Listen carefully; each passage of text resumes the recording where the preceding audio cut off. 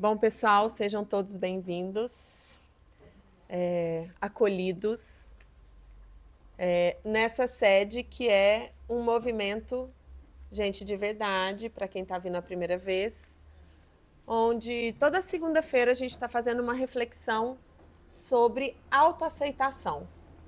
E a gente acredita muito que quem se aceita, aceita o outro, aceita Deus e aceita a vida.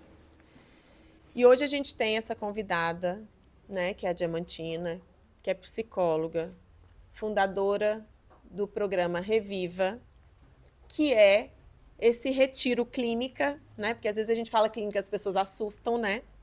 Mas é uma clínica onde eu e o Júnior fomos, né, há 18, 20 anos, e que realmente nos devolveu a vida. Então, ela tem um trabalho altamente relevante, nós já levamos mais de 300 pessoas para lá, o nível de recuperação é muito alto e um trabalho muito missionário.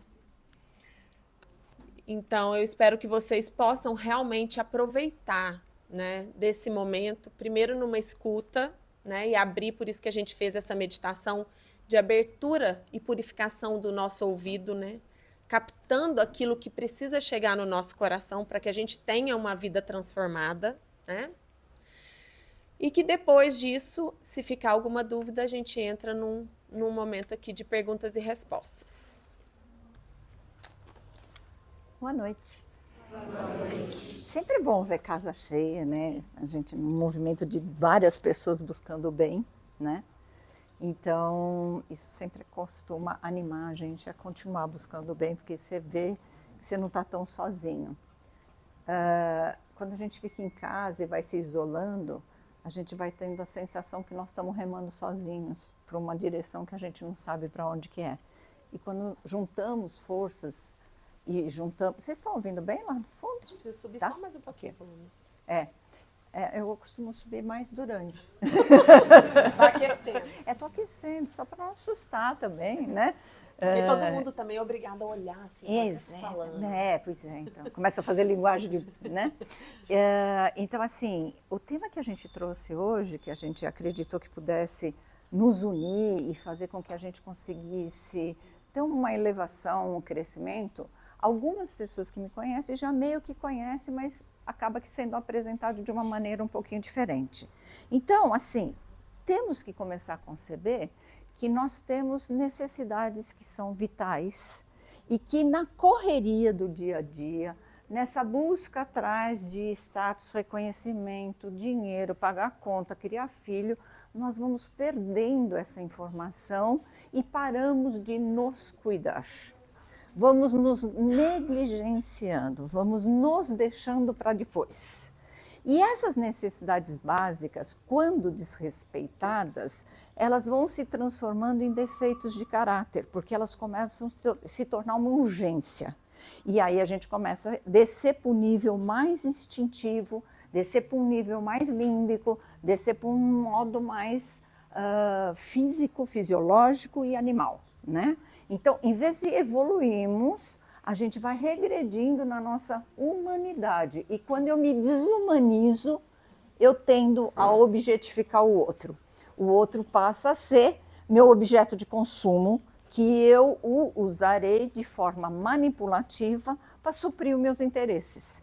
É como se a gente tivesse extremamente desnutrido, emocional e espiritualmente, e a gente começasse a apelar para comer absolutamente qualquer outra coisa, lembrando um pouco aquelas pessoas que tiveram aquela queda de avião e acabaram comendo uns aos outros, que é uma coisa que nos assusta demais, mas que ao mesmo tempo a gente consegue compreender, por causa da preservação da própria vida, da própria existência.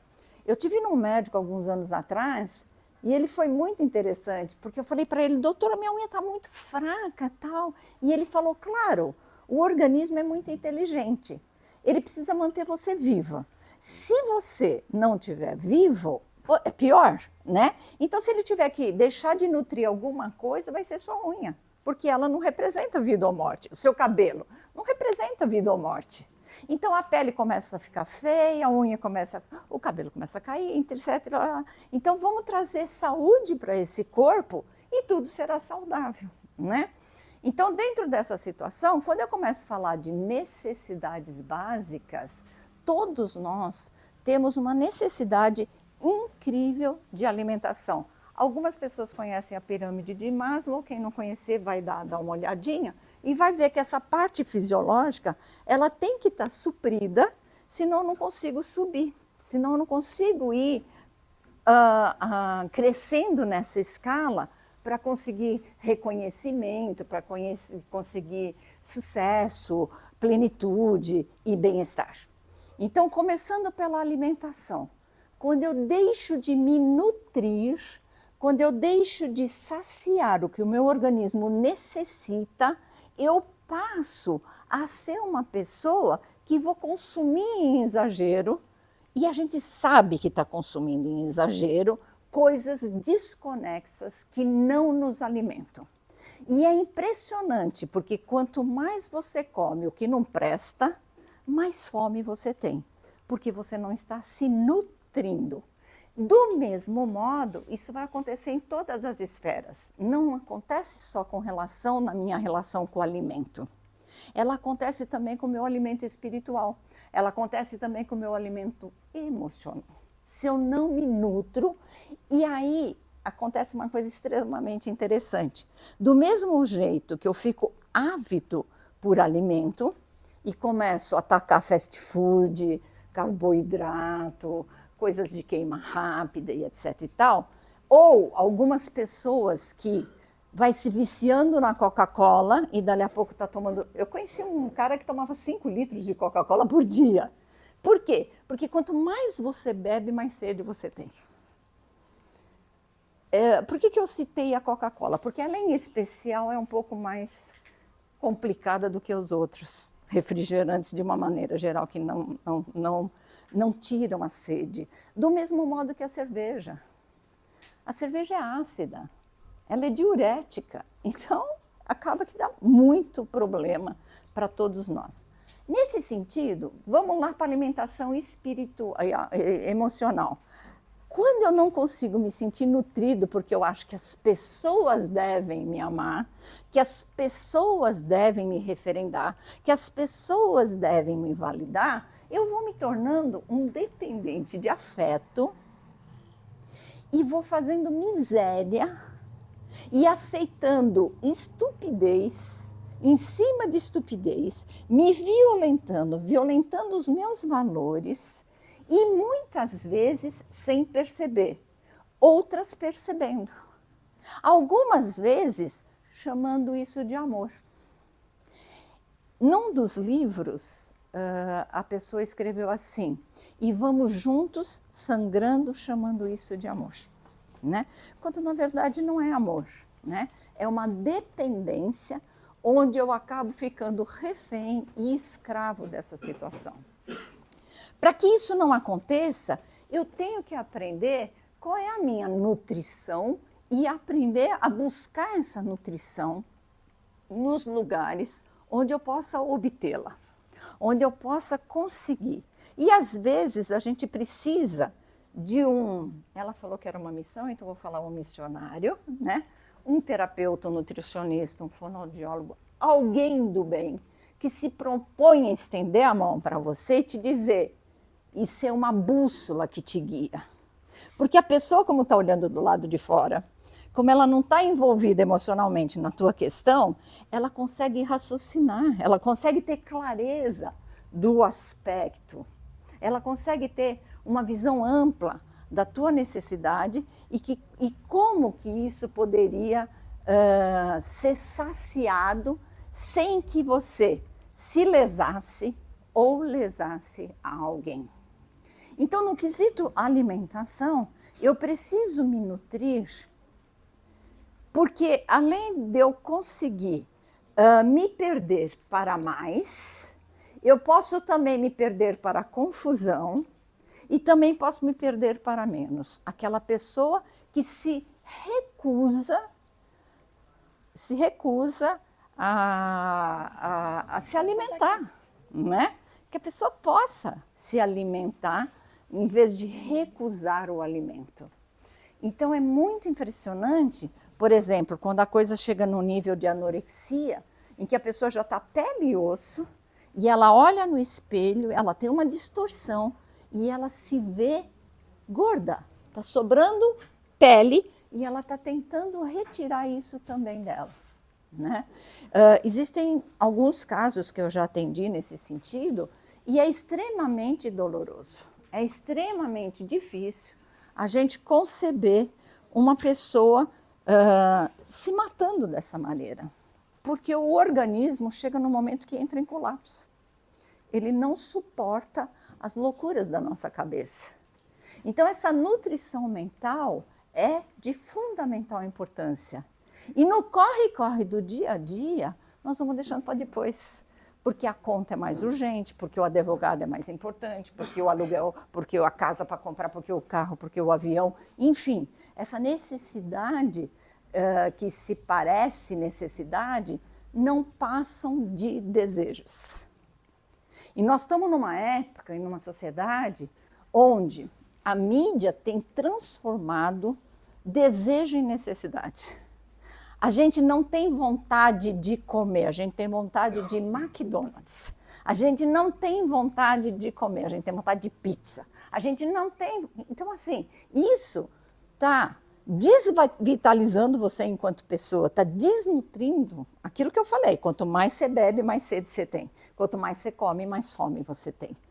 E isso vai se prolongar fisiologicamente também para o sono. Nunca se teve tanta queixa de distúrbio do sono.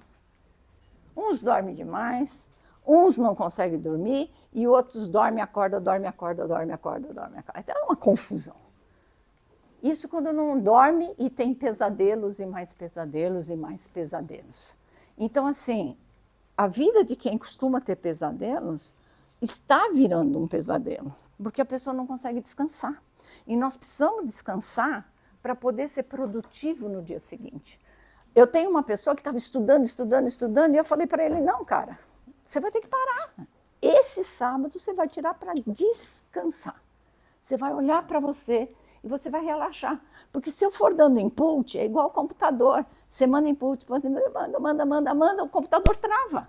Não entra mais nada. Você não aprende mais nada. Não adianta você ficar varando noite atrás de livro e tentando aprender em 3 dias o que você não aprendeu no semestre. Não vai funcionar, nosso cérebro não funciona assim. Você se pilhando, uma hora trava e você não sabe nem onde você está. Você vai acordar no meio da rua e falando, de onde eu estou indo? Para onde eu estou indo? De onde eu estou vindo? E outras pessoas já me confessaram que teve momentos em que a mente travou, deu um lapso e a pessoa não sabia quem era. Quem sou eu? Mas não é aquele questionamento quem sou eu, filosófico, onde você está procurando se elevar. Quem sou eu, onde estou? Não é isso. É de não saber nome, origem, condição, profissão, família, endereço. De se perder absolutamente em todos os quesitos. Então, além da alimentação, é óbvio que nós necessitamos de descanso tanto quanto necessitamos de oxigênio. Começar a rarear o oxigênio aqui, vai começar a cair a pressão de todo mundo começa a ficar mole, todo mundo começa a ficar esquisito, né? Então, assim, o descanso não significa somente dormir. O descanso significa ter paz. Paz de espírito é fundamental. Mas eu não consigo ter paz se eu não consigo gestar, gerenciar. Nós somos todos gestores. Com quem eu vivo, onde eu vivo, como eu vivo, onde eu trabalho, como eu trabalho, quanto eu ganho, onde eu vou pôr esse dinheiro. Nós somos os nossos administradores. E quando eu começo a me expor a um ambiente que é muito fácil a gente chamar de tóxico, e não faço nada a respeito, e só reclamo e lamento, eu estou roubando a minha paz. Então, assim, por que eu estou há 3, 4, 5, 6, 10 anos reclamando da mesma situação? E, como é que o Baby falava? Não é mamãe. Não é mamãe. Não tem mamãe. É você. Você vai se tornando adulto na medida em que você se responsabiliza pelas situações que estão acontecendo, e algumas são bem difíceis. Por quê? Porque eu deixei passar muito tempo, porque eu deixei ir muito longe, então o problema cresceu bastante. E algumas vezes a situação está tão ruim que precisa ou uma tragédia ou uma medida drástica. Pôr um elemento, um familiar fora de casa, é drástico, é difícil, é doloroso. Chamar um resgate, é doloroso, é difícil, você precisa passar por cima de muitas coisas dentro de você, você precisa ter muita maturidade para fazer isso. Custo-benefício, você tem que ter muito entendimento para que isso aconteça. Mas eu quero dizer para vocês que resgate é um ato de amor. Precisa de muito amor para fazer isso, porque quem não se importa, deixa ir acontecendo. Tá? Então, dentro dessa situação de paz, eu preciso necessariamente saber o que me traz paz e começar a alimentar isso. E saber o que me rouba a paz e começar a eliminar. Não precisa ser do dia para a noite, não precisa ser numa tacada só, não precisa ser de um modo só, não precisa ser de uma maneira só, mas que eu vá em direção ao objetivo, o meu cérebro já descansa. Ele já sabe que está acontecendo. Ele já sabe que isso que é uma questão de oportunidade, de tempo, de espaço, e que vai acontecer na hora certa, até porque a gente concebe um poder superior e ele vai estar em ação. E quando ele for do momento, né, que é o dono do tempo, para quem a gente entrega o tempo. Então, dentro dessa situação, tanto a minha parte de alimentação bem cuidada, quanto o meu descanso bem cuidado, eu já começo a melhorar. Muitas pessoas, a gente simplesmente pede para fazer esse retiro nesse centro terapêutico e tira a tela, tira celular, tira a televisão e o cérebro começa a arrumar o compasso dele, ele começa a reencontrar o ritmo próprio de cada um, porque nós somos muito individuais. Cada um tem uma digital, ela não se copia. Igual o rabo de baleia, também não se copia, cada um, é a digital dela, né? A nossa digital e a dela. Então, dentro dessa alimentação cuidada, descanso cuidado, eu preciso começar a cuidar da minha parte afetiva sexual. Cada um desses temas daria para me falar num workshop de sexta até domingo e não esgotaria. Eu poderia fazer uma palestra de 2 horas, não esgotaria, de longe, estaria arranhando o verniz.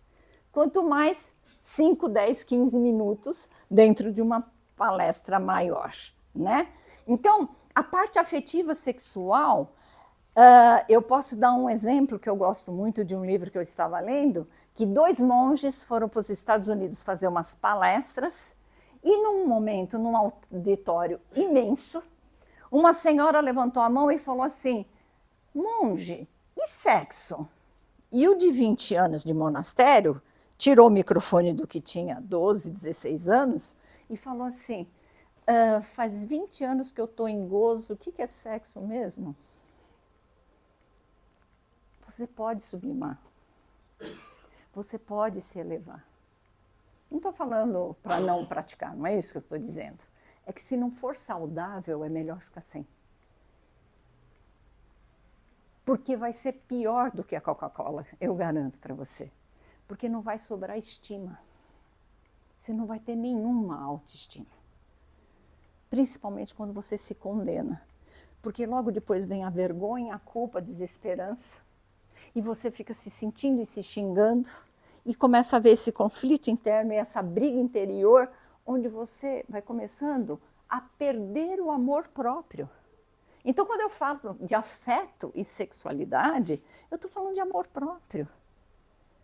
E como que eu vou ter amor próprio comigo mesmo se eu reprovo minhas ações? Que eu digo para mim, nunca mais vou fazer isso, e no dia seguinte estou fazendo. Nunca mais vou gritar. E dali meia hora está gritando. Fraternidades, encontros, grupos e etc e tal, elas são maravilhosas para me ensinar a fazer vínculo. Por quê? Porque eu preciso aprender a conviver com o diferente. Eu tenho falado muito esse exemplo nos últimos dias e vou repetir aqui também. Pessoal, tem gente que vive absolutamente pelado, em pelo. Tem gente que vive coberto de pena. E tem gente que só pode mostrar os olhos. Vive de burca, coberto dos pés à cabeça. 8 bilhões. Quantos que você conhece? 500? 1.000? 2.000? 5.000? Conhecemos nada. Temos tudo isso para conhecer. Mas quando eu começo a ficar dolorido e ferido na minha parte afetiva, sexual, eu vou me fechando. Eu vou me isolando. Eu vou acabrunhando. Eu vou me diminuindo. Eu vou me distanciando. E vou desumanizando o outro.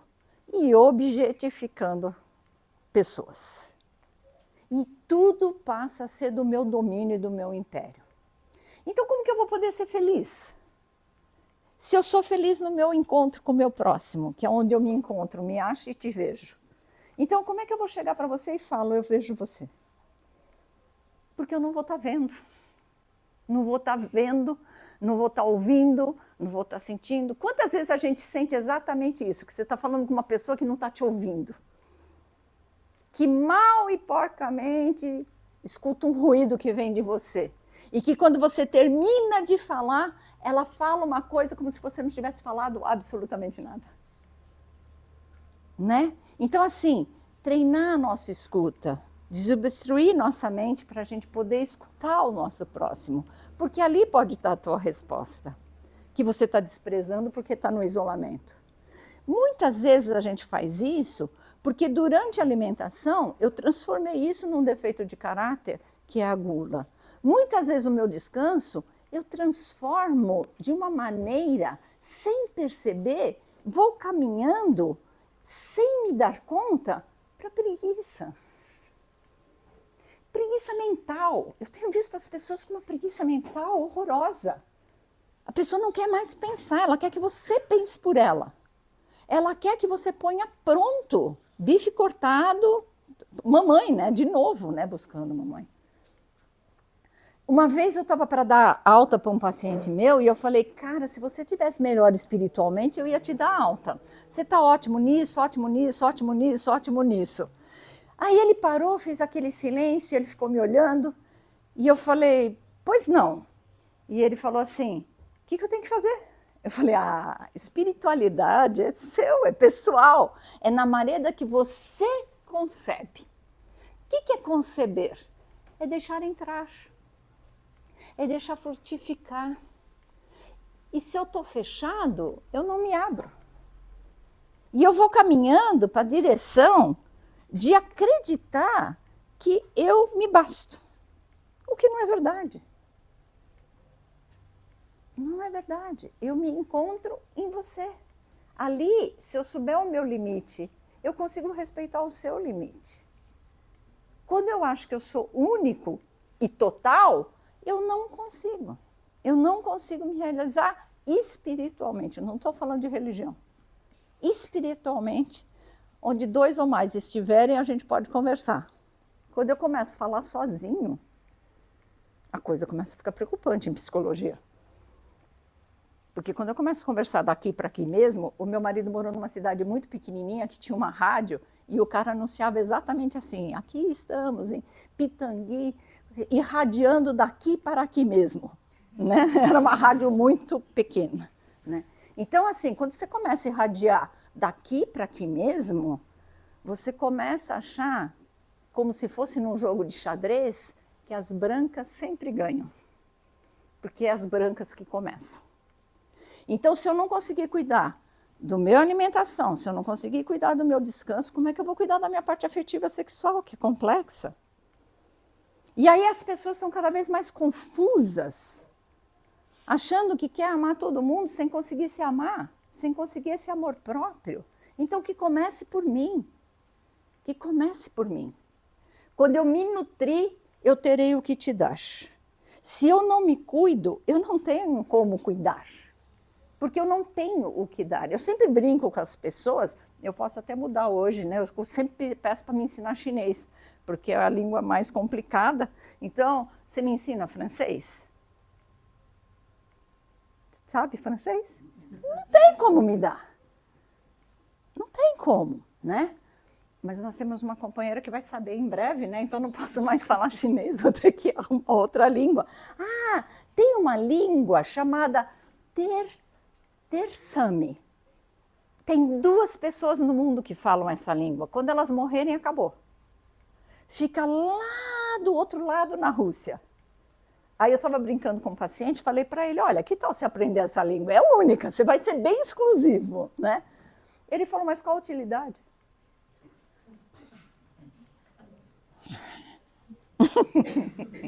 Eu falei, então vamos começar de novo essa história? Por que chegamos nisso? Né? Então, assim, quando eu tenho dificuldades na minha parte afetiva, sexual, eu vou ficando guloso. Eu vou ficando ávido. Alguns começam a desenvolver olhar de radar, padrão caça. Não pode sair na rua que parece que está perigo. Não pode ver um par de perna, não pode ver um par de coxa, não pode ver eu não vou falar o resto das partes, por quê? Porque eu estou virando um animal, é só parte. A coisa vai ficando muito carnal. Vai ficando muito simplório, não nos nutre. Nós somos o único animal que fazemos sexo fora do cio, fora da procriação, porque nós temos consciência, ou deveríamos ter. Muitas vezes a gente só tem a ciência, só tem o conhecimento. Outras nem isso. E a que ponto que a gente chega, né? Então, por isso, muitas vezes acontecem abusos sexuais que, inclusive, nas perguntas, eu não vou entrar nesse tema porque ele é extremamente complexo, ele é extremamente íntimo e ele é feito de uma outra maneira. Quem quiser depois pode pegar meu telefone e eu converso a respeito e tiro as dúvidas, etc. e tal. Não dá para ficar exposto. Quando eu não cuido dessa parte afetiva, sexual, eu perco minha sensação de proteção. E eu começo a ficar muito irritado. Porque eu começo a ficar muito desconfiado. Porque eu começo a perceber que as coisas não estão indo.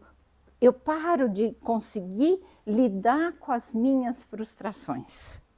Eu começo a tirar do meu bojo daqui e passar para outro lugar. E dentro dessa falta de proteção que eu não me sinto, porque eu não estou junto contigo, eu não tenho amigos, eu não tenho amparo, eu não tenho para onde buscar ajuda, eu vou mitigando essa proteção e muitas vezes comprando, se eu tiver dinheiro, para pessoas ficarem comigo. Que é uma pobreza imensa, espiritualmente falando. Ter que pagar para ter amigos e chamar de amigo a alguém que eu pago. E pagar de várias maneiras, não só com dinheiro.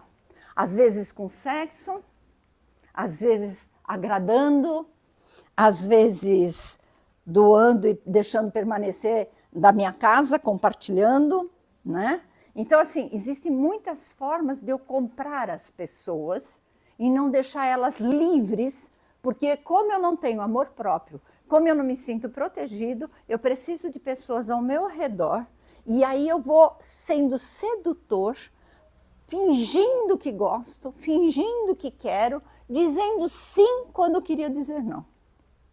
E essa proteção, internamente, pode ser que eu não manifeste externamente, eu vou me tornando extremamente irritado.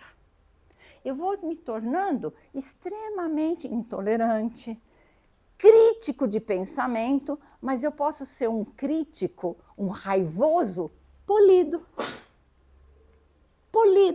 pseudo-educado.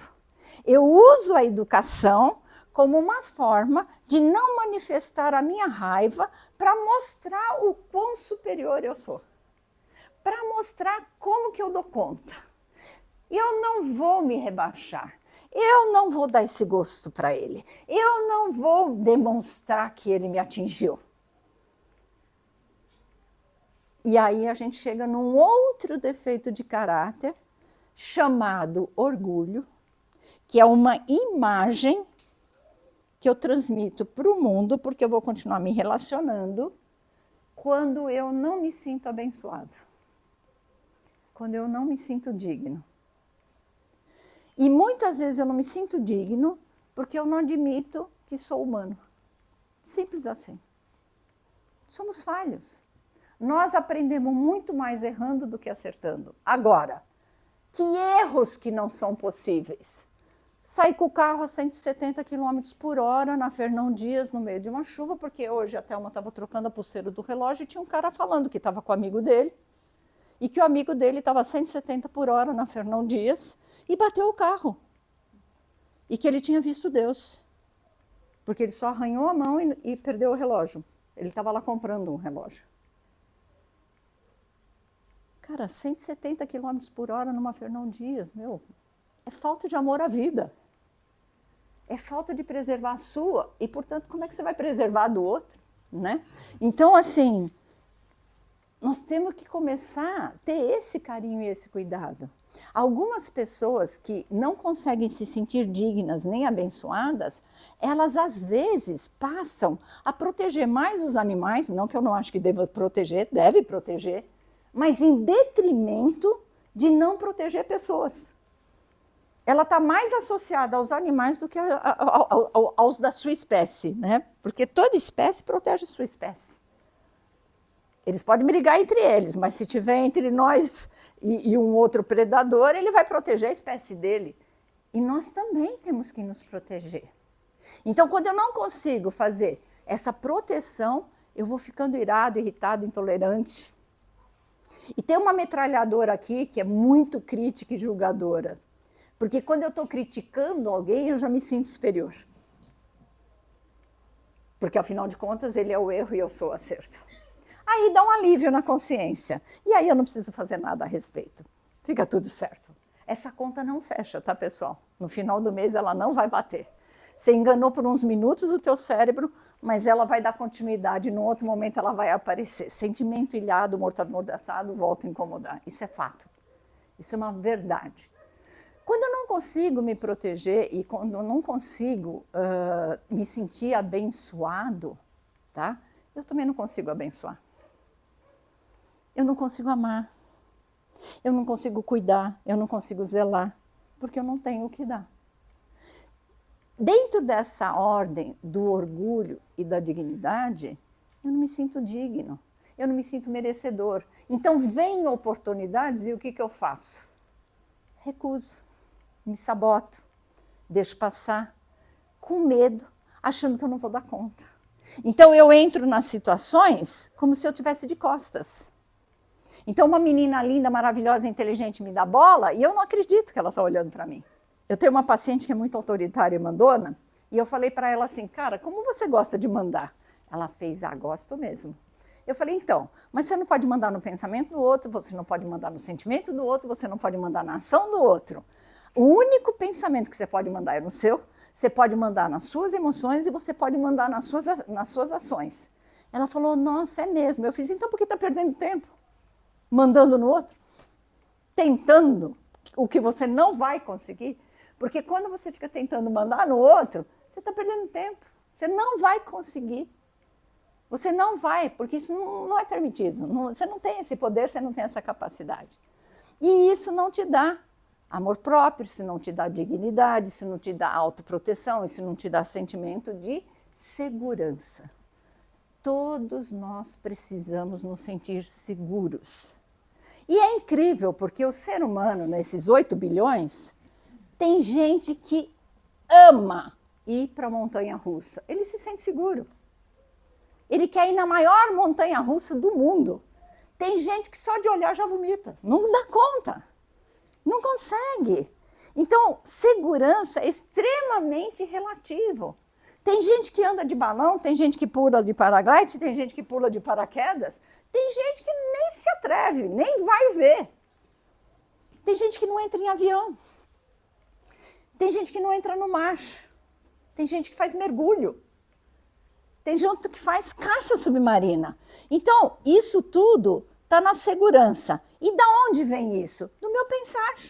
É aquilo que eu penso. Se eu começar assim, ele está me olhando esquisito, eu estou ficando com medo, eu vou me afastando e vou afastando ele de mim. Então eu vou criando uma condição que está na minha cabeça, não nele. Não necessariamente. Então que cada um de nós possa começar a perceber que muitos de nós fomos criados num lar disfuncional, onde a única coisa estável era a insegurança. Eu fui criada num lar alcoólico, onde a única certeza era a incerteza. Então eu chegava em casa e eu não sabia se ia estar tudo bem ou se ia estar tudo de ponta cabeça. Não importava se eu tivesse feito tudo certo, se meu pai tivesse instável, eu ia tomar bronca e ser castigada. Então o certo e o errado ia ficando muito turvo. Não importava se eu tinha feito uma coisa errada, se meu pai tivesse de boa, então não tinha uma coerência. Eu tive que me educar depois que eu cresci, percebendo que eu não havia sido educada, eu havia sido criada. Me deram de comer, me deram remédio, me protegeram, não passei frio, não passei calor, tinha onde dormir, beleza. Mas eu não fui educada. Então eu precisei me educar. E para isso eu preciso de paciência. E isso vai me dando a segurança e a estabilidade que eu preciso. Por que eu estou falando isso para vocês? Porque é possível. Olha, eu tenho alguns pacientes, pessoal, que se eles entrarem em recuperação, qualquer um consegue. É uma coisa impressionante. São Francisco falava isso. Se Deus conseguiu me restaurar, qualquer um pode, porque ele era avacalhado demais, pessoal. Vocês não têm noção da vida dele. Quer dizer, alguns sabem, né? A grande maioria não. Então, assim, quando eu não tenho segurança, eu não consigo ser. Eu não consigo me expressar e eu não consigo ocupar meu tempo e meu espaço que me foi dado. E aí eu vou começar a querer obter. Eu vou começar a querer ter. E trabalho que nem um maluco. E vou materializando afetos. Quantos pais, por não conseguirem se dar aos seus filhos, cobrem eles de brinquedos? Se distrai aí. Um tablet, um iPad, um celular, porque daí você não me perturba, porque eu não tenho como me dar, porque eu não consigo sentar e conversar, porque eu não sei como fazer isso. Mas você só vai saber se você começar a fazer errando e aprendendo, porque a relação com o filho é uma conexão que você constrói. Ela não vem pronta. É como uma edificação. Você tem que ter um material. Qual é o material? A sua presença. É estar junto. É querer. Porque saber, não sabemos, temos medo. Nós temos muitos medos. Mas o enfrentamento desse medo, o medo ali, nesse sentido, vai ser o fermento do bolo. É ele que vai fazer se mover e esse agir, porque ele vai fazendo você acertar e errar e etc e tal. Por quê? Porque o medo como senhor, o medo como dominante, o medo como feitor é péssimo. Ele é péssimo, ele é um péssimo comandante. Até porque é uma emoção. Ele tem que estar sob o domínio da minha razão, da minha lucidez e da minha clareza. Quando eu não consigo estabelecer esse elemento de segurança para mim, eu acabo tendo vários problemas. E um deles é que eu vou perdendo de vista o meu propósito, a minha missão. Eu vou perdendo as minhas aspirações, os meus sonhos, os meus ideais. Eu vou abrindo mão. Eu vou abrindo mão de coisas que eu creio, de coisas que eu acredito, de coisas que são incríveis e que muitos precisariam.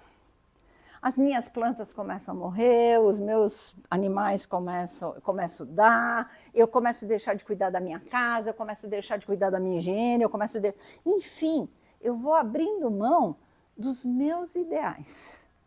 E quando eu começo a abrir mão dos meus ideais e das minhas aspirações, eu acabo tendo muito tempo para ficar olhando o que o outro está fazendo. E eu começo, inevitavelmente, egoisticamente, comparar. Comparou, perdeu, no mínimo tempo. E eu começo a ver que você tem o que eu não tenho. Você tem o que eu não tenho, você tem o que eu não tenho. E eu começo a desenvolver uma inveja. Eu começo a querer ter o que você tem. Eu começo a querer que você se dane. Eu começo a ficar mal-humorado. Por quê? Porque eu me sinto merecedor, não faço por onde e fico indignado que você tem. E não consigo ter uma coisa chamada admiração por você ter. De eu ficar feliz com a sua alegria, de eu ficar feliz com a sua felicidade. Eu começo a ficar mesquinho, eu começo a ficar amargo, eu começo a ficar solitário. E ó, haja caraminhola nessa cabeça, haja pensamentos turvos nessa cabeça, haja sentimento. Então, quando eu tenho um ser, que é a minha esposa, e que tem uma família linda e maravilhosa, mas que eu não tenho, eu começo a isolar ela da família. Eu começo a falar mal de um, depois falo mal do outro, e depois falo mal do outro, até conseguir isolá-la. Por quê? Porque a felicidade dela vai me incomodar. Porque a alegria dela, o sucesso dela, a nutrição dela não me faz bem. Em vez de eu ir atrás do meu, em vez de usar de inspiração e saber que esse mundo é vasto e rico e abundante. E que todos podem ir. E que você está dentro da medida do que você se dispõe. Dentro da tua pequenez e da tua grandeza. Dentro do que você se doou, se deu e entregou, acreditou ou não. Então, quando eu deixo de cuidar de todos esses aspectos, eu acabo ficando extremamente limitado. A minha alimentação vira gula, o meu descanso vira preguiça, a minha proteção vira ira, a minha segurança vira avareza. Eu vou ficando avaro de tempo, inclusive. Não tenho mais tempo para ninguém, não tenho mais tempo para perder.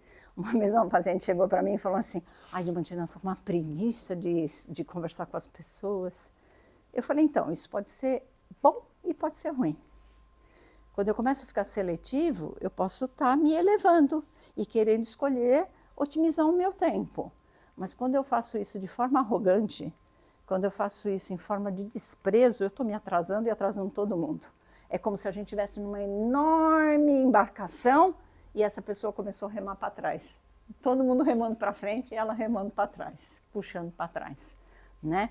Então, todas essas necessidades básicas vão se transformando e destruindo toda e qualquer possibilidade. A gente vai se tornando infantiloide, adoecido, mesquinho, amargo, solitário. Aí vem depressão, ansiedade, parari, parará, que a gente já está mais do que careca de conhecer. Por quê? Porque eu estou mal encaixado, porque eu estou mal resolvido, porque eu estou mal selecionado. Então, é maravilhoso ver pessoas buscando, pessoas nessa conexão de querer essa evolução. E não que eu não goste dos idosos, mas os jovens, uau! Porque das reflexões que tem acontecido entre os grupos que eu tenho, que eu converso, é olhando para essa juventude e vendo ela tão perdida. Então, ver jovens buscando é maravilhoso. A gente só pode parabenizar pela escolha, porque era tão mais fácil ter ficado em casa, era tão mais fácil ficar vendo TV, era tão mais fácil ficar se anestesiando, era tão mais fácil estar no botequim, era tão mais fácil, né? Afinal de contas, eu sou jovem e preciso me divertir. Agora, como se divertir se eu não estou vivo, se eu só existo?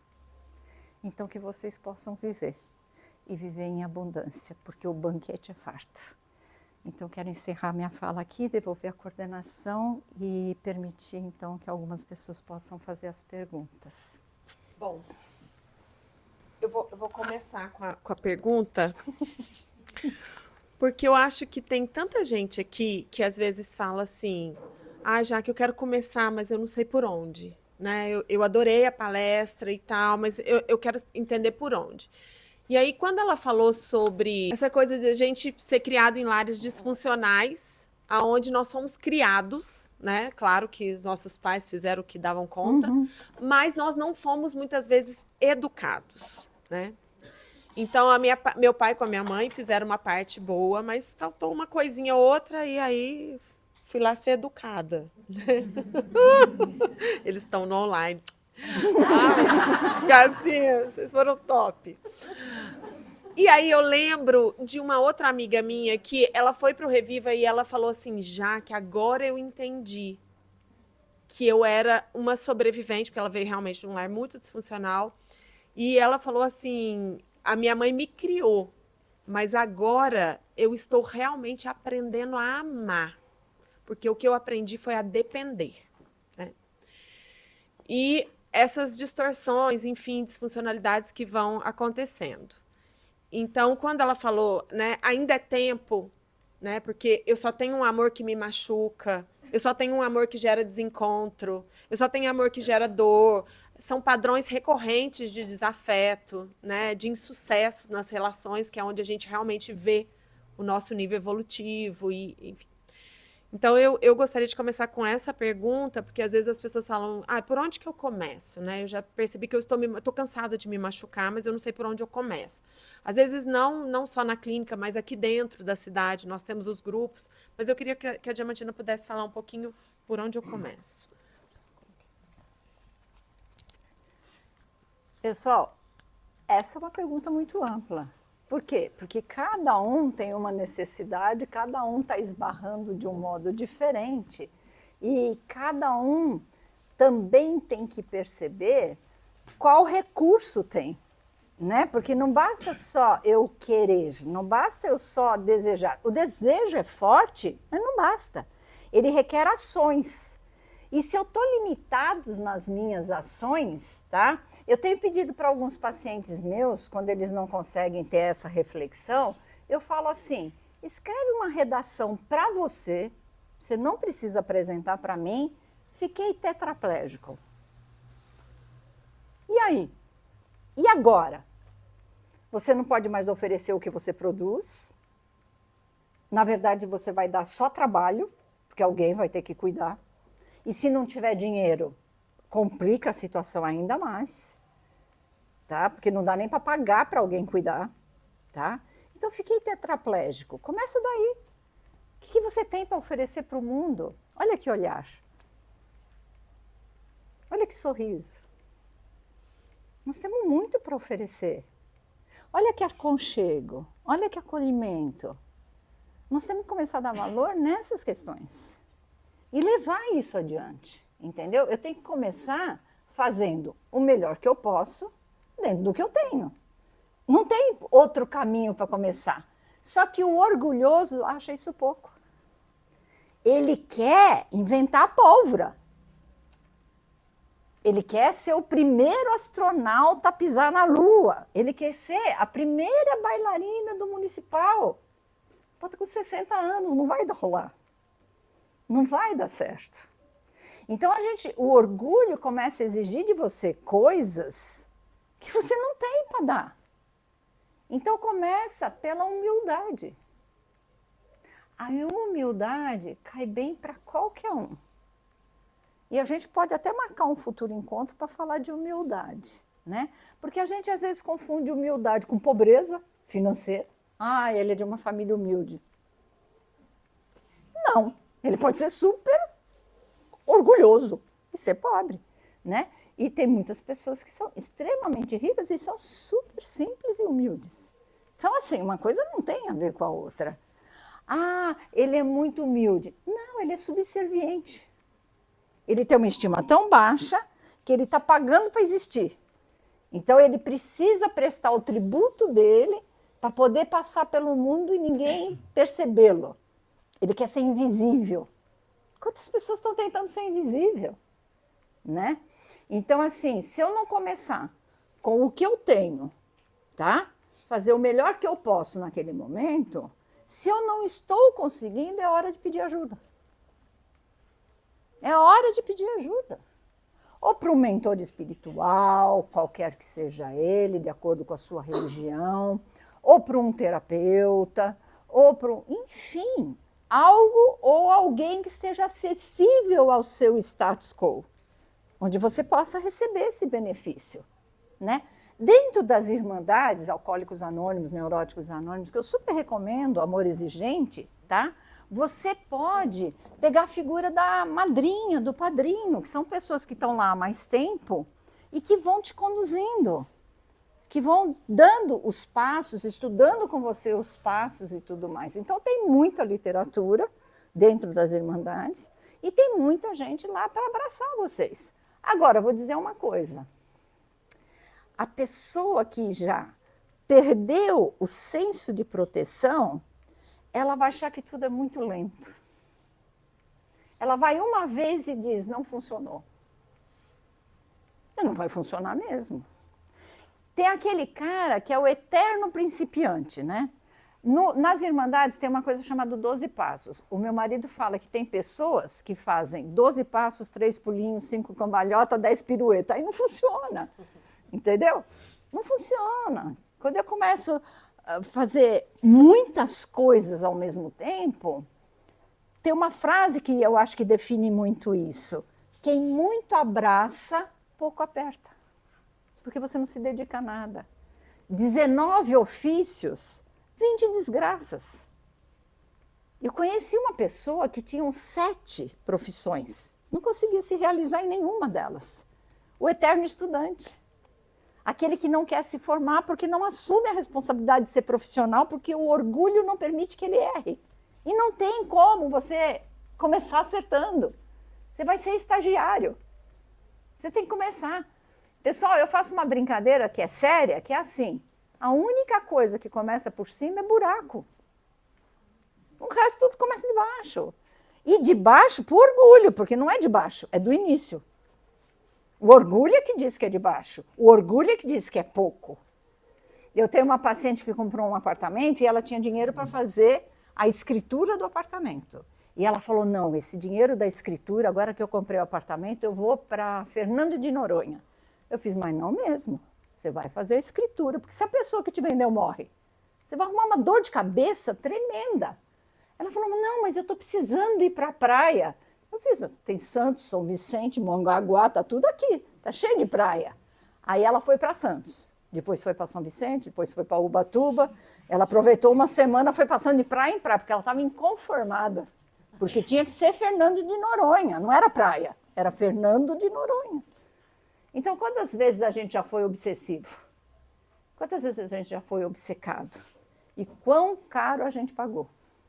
E quão caro a gente pagou? Então, faça o melhor que você puder, dentro do que você tem. Eu acrescentaria na resposta, seja ético. Ético é fazer o certo, não o fácil. Fazer o fácil é egoísmo. Seja ético, faça o certo. Lógico que o meu certo e o teu certo são diferentes, mas tem uma ideia geral, né? O melhor que eu posso.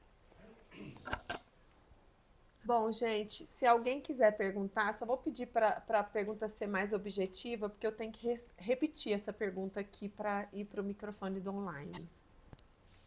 Quem quer perguntar? Você quer. Durante o processo, a gente é muito criticado, né, de evolução. Eu venho de um processo evolutivo grande. Durante, você é criticado. Quando você alcança, todos querem saber como. E quando você chega lá, ninguém quer pagar o preço. E meus pais estão aqui também. Um beijo. Um beijo, obrigada pela vida. É um processo que eu estou tentando também trazer eles para o mesmo nível evolutivo que eu. Então, por isso, dessa pergunta.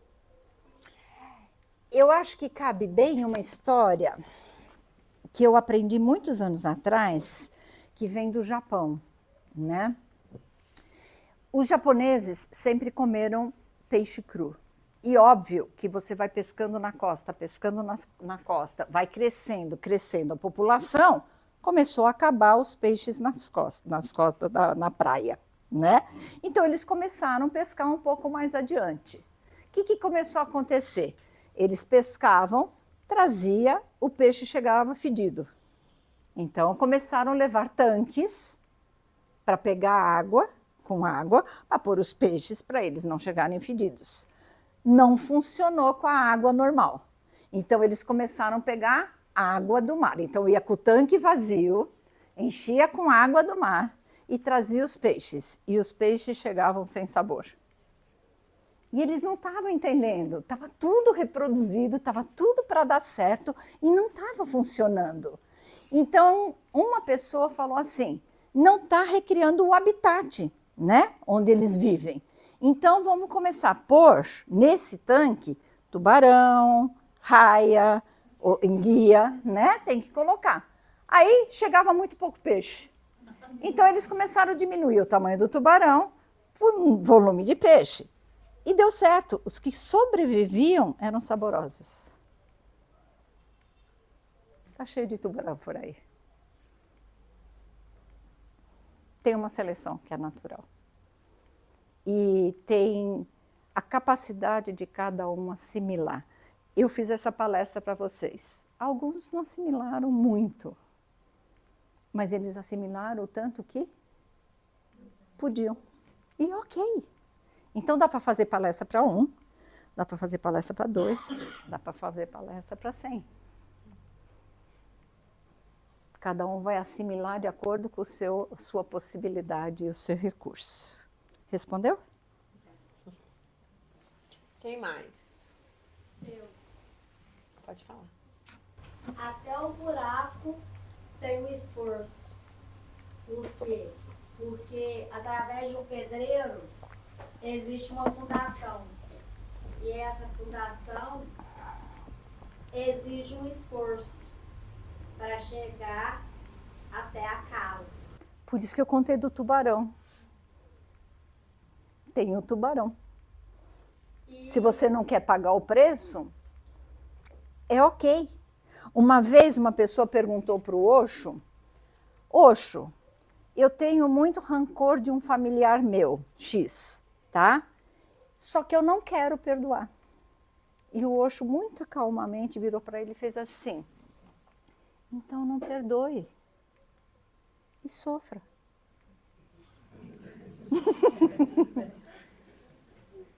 Só mais uma rapidinho. Rapidinho. É sobre o meu filho, que ele é usuário de crack e de cocaína. E eu sou uma pessoa muito alta astral.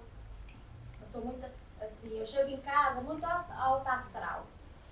E o meu marido também, ele é muito baixa astral. Então eu chego muito alta astral e eles conseguem me contaminar com o baixo astral deles. Porque eu chego muito alegre, muito feliz, colocando todo mundo para cima, incentivando que há um caminho melhor, que há um caminho melhor a ser seguido, que existe um caminho diferente. Só um minutinho. Você está me dizendo que não está funcionando. Muda a comunicação. Se eu estou falando com uma pessoa... O que ela está falando, só para o pessoal do online desculpa. entender.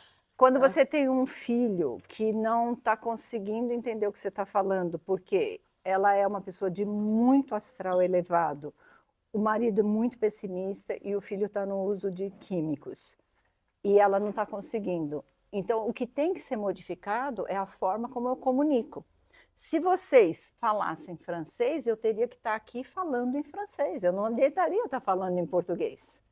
Se vocês falassem russo, eu teria que estar falando em russo. Senão eu não me comunicaria com vocês. E vocês podem perceber que com várias pessoas a gente conseguiu trocar vários olhares. Isso é conexão. Essa é a linguagem, né? A linguagem que funciona. Então, muda a comunicação. A forma como, às vezes, nós queremos impor a forma como eu entendo para o outro. E o outro não entende da forma como eu entendo. Até porque você está falando de 2 homens e você é mulher. A comunicação da mulher é diferente da comunicação do homem, né? E por isso, às vezes, dá tanto atrito. E a gente, até ficar mais humilde, aprender que tem essa diferença e respeitar essa diferença, dá muita briga. Dá um querendo impor. E Samitiba fez uma poesia, a grosso modo, que dizia assim, eu era azul, amava o azul e estava procurando alguém azul, porque azul era o certo. Encontrei você que é rosa, e você achando que rosa é o certo. Brigamos, brigamos, brigamos e viramos lilás. Né? É isso. Um aprende com o outro quando passa a ouvir, escutar. Então, eu tenho que ver o que a minha comunicação não está chegando, para que eu possa trocar a minha fala, para que ela se adeque ao espaço. Tá? Quem me conhece sabe que eu estou em 4 tons mais baixo. Por quê? É o público. Eu tenho que me ajustar a esta energia. Não adianta eu vir do jeito que eu trabalho. Não é a mesma coisa, não é o mesmo ambiente. Tá? Então, assim, numa terapia é diferente. Não é? Diferente? É diferente. Você viu? E aí, 2 anos que eu vivo isso. Muito obrigada. Só por hoje. Uma família adotiva há 29 anos e hoje, através da sua palestra, eu entendi que tudo isso fez da minha vida eu mesmo tornar ela uma prisão sem grade. Eu mesmo fiz, né, e acabei me tornando o meu próprio vilão, porque eles podem não ser os culpados. O ideal, né? Mas muita coisa foram através deles. Mas a prisão sem grade, né, se tornou através disso. Você poderia ter aprendido o que não fazer. Exatamente. E você repetiu. Isso. Exato. Ele falou que ele foi de uma família disfuncional, adotiva, e que ele se colocou numa prisão sem grade. E aí, agora ele está entendendo que ele pode sair sozinho, porque quem fez a prisão foi ele mesmo, né? Na cabeça dele, ele criou essa prisão por ser adotivo, e que ele não precisa mais viver isso e aceitar o que a família teve. E isso me remete para uma outra história. Eu gosto muito de analogias, porque ajuda a gravar. Um cara estava andando na rua e achou uma lâmpada, esfregou, saiu um gênio. E ele chegou para o gênio e falou assim: eu não quero mais me decepcionar com as pessoas. E o gênio falou: basta aceitá-las. Não era nem pedido, né? Era mais orientativo. Foi mais orientação. Basta aceitá-los. É o que tem, é a verdade. Lidar com a realidade, né? Que bom, estou muito feliz. Como você chama? Ok, obrigada. Pode. Vai lá, Lara. Uma pessoa pediu para eu falar aqui como trabalhar para corrigir os defeitos de caráter e ela queria um exemplo. Então, na medida em que eu percebo que eu sou orgulhoso, eu particularmente peço para o meu poder superior me ajudar, me iluminar, me instruir, me dar o caminho, me dar as ferramentas, me dar a orientação, porque só isso já me humilda. Só de eu contar com algo fora de mim mesmo, só de eu contar com algo superior a mim mesmo, já me humilda, já dá uma, né? E tem uma frase que eu li recentemente que dizia assim: todas as vezes que eu converso com Deus, ele leva um pouquinho de mim e deixa um pouquinho dele. Então aumenta aí a fala, gente, com o poder superior. Não importa qual seja o seu poder superior, mas aumenta esse papo aí, essa conversa. Porque a alternativa para isso é aquilo que eu falei lá atrás, é você ficar conversando sozinho. Tem pessoas que vão conversando sozinho, dali a pouco está irradiando o que faz. Fala, eu vou pegar essa cadeira, agora eu vou pôr essa cadeira para lá. Vai falando alto, porque está falando tão sozinho, né? Então, se você conseguir evoluir e conseguir um poder superior a você, já melhora bastante. Então, essa é uma forma que eu acho muito capaz, né? Uma outra coisa é que, assim, se eu me percebo egoísta, tá? É eu começar a ceder a oportunidade para o outro, de, mesmo não querendo, parar para te ouvir. Pessoal, quando eu entrei em trabalho pessoal de autoconhecimento, eu falava demais, tá? Aqui eu estou falando metade do que eu falo acelerado, inclusive. E como eu quero que todos apreendam, né? Então eu estou bem lentificada. Eu me propus ficar 1 ano em jejum de palavras, porque eu queria me elevar. Então eu só era educada, Bom dia, boa tarde, boa noite, obrigada, por favor, porque eu me comunicava com as pessoas, eu não estava saindo do mundo, tá? Eu tinha que ter respeito ao próximo, né? E só falava quando alguém me perguntava, mesmo tendo respostas incríveis e maravilhosas para todos ao todo, o tempo todo. Porque às vezes a gente acha que tem a resposta para o outro, né? Porque eu tinha que aprender a ouvir antes de falar. Antes de falar, eu tenho que saber ouvir. Porque senão eu vou estar falando para mim mesma, usando o outro como depositário. Aí lá vamos nós para a Rádio Pitangui, transmitindo daqui para aqui mesmo. Né? Bom, gente, quero agradecer a presença de vocês, né, nesse nosso encontro. Acredito que a gente possa sair daqui também com as nossas propostas de aprender a amar, de aprender a perdoar, de aprender a ser melhor para nós. Porque quando ficar melhor para nós, com certeza vai ficar melhor para quem está à nossa volta, né? A gente transborda aquilo que a gente está cheio, né? Quero agradecer a Diamantina. Muito obrigada. Eu que agradeço esse convite amoroso. E a Thelma, que trabalha junto com ela, que é o nosso anjo, né? As duas, mais o marido dela, que fazem parte da equipe. São os 3 missionários, anjos da nossa vida. E essa casa é fruto desse trabalho. Hoje o Pietro com a Valentina estão aqui. E aí, cadê o Pietro com a Valentina?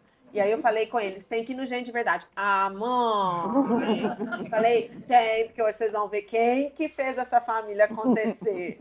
Essa turma aqui que apoiou, né, para que a gente pudesse resgatar a nossa vida e fazer. Pai e mãe que não aguenta cara feia não pode ter filho.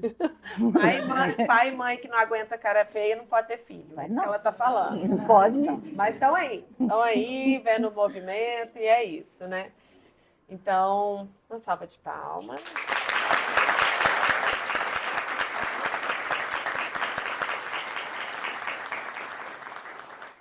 Depois a gente passa contatos no particular, tá? Com a Lili, com a Lari, que é assim, eu tenho um irmão que é dependente químico, eu gostaria de estar conversando sobre a clínica, aí a gente vai fazer um outro movimento no particular, tá? Porque eu sei que todo mundo tem, ou a gente é o problema, ou tem alguém do nosso lado sendo o problema, né? Na minha casa eu era o problema, depois eu descobri que tinha um monte de outros problemas. Então a gente vai primeiro, depois a gente leva outros, e é assim que depois a recuperação... Depois que pinta a parede, aparece a janela e a porta. Exatamente. Pinta a parede, aparece a janela, a porta, tem que pintar a porta, a parede.